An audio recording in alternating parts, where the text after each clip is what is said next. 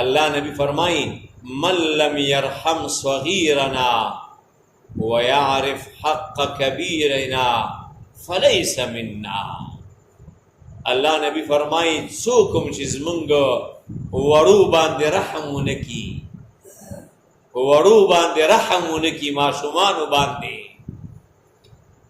ویعرف یعنی ولم یعرف حق کبیرنا او د مشرانو عزت ونکي، فلیس منا، اللہ نبی فرمائی دا زما امتی نه دی،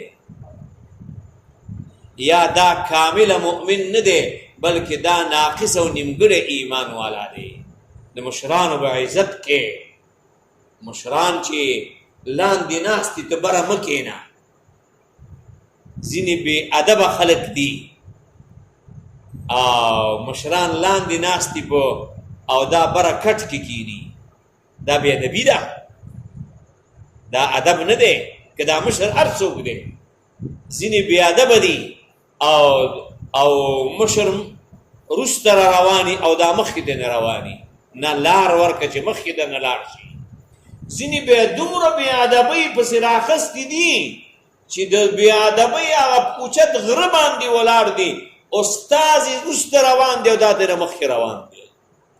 او کوم استاذ د قرآن استاذ، کوم استاذ د حدیثو او د علم استاذ، دا موږ لیدلي دي. نه نه مه کوه داسې. یحیی بن کثیر ما تاسو ته ویلو، کوم چې راوي دی په سند د امام بخاري کې، هغه وی امام شافعي زما استاذ او ما باندې د استاذ دومره رعب او هیبت و چې د هغه مخکې ما ګیلاس نشو راخیستلی چې اوبه وڅښم.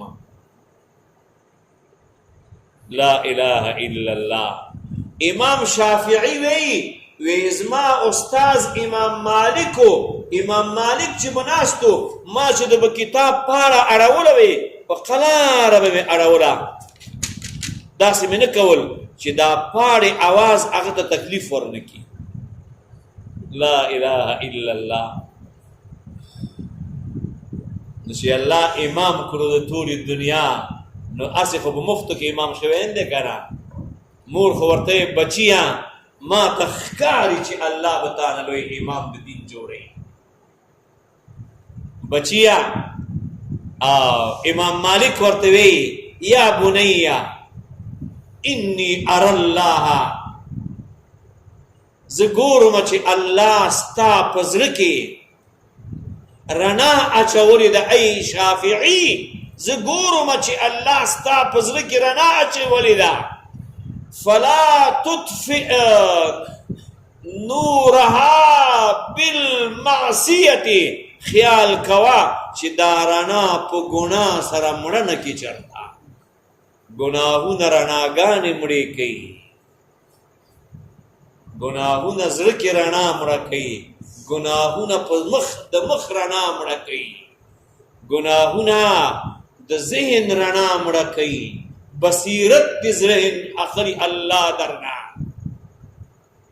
دا بل روایت کې فرمائی رسول اللہ صلی اللہ علیہ وسلم، انس رضی اللہ عنہ، یا انس، ورته ای انس وقر الكبیر، د مشر عزت کوا، ورحم الصغیر، وړو کې باندې رحم کوا. نو څه چل به وشي؟ ترافقنی فی الجنه، جنت کې به زما ملګری شي. اللہ اکبر، اللہ اکبر. مشرانو مری لحاظ کې د مشرانو مخ کې به اجازت خبره نه کې، مجلس کې مشر ناس تی اجازت اخلا خبره کوا.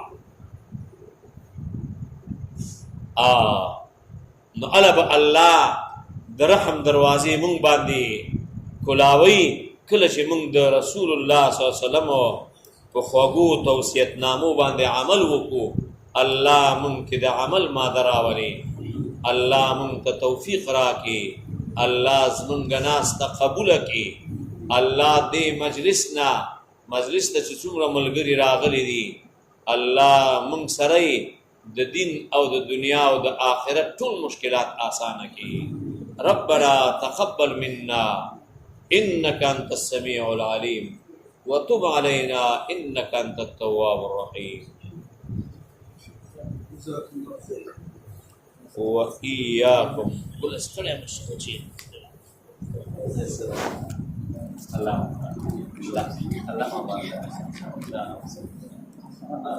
这个东西，我跟你讲，我跟你讲，白了。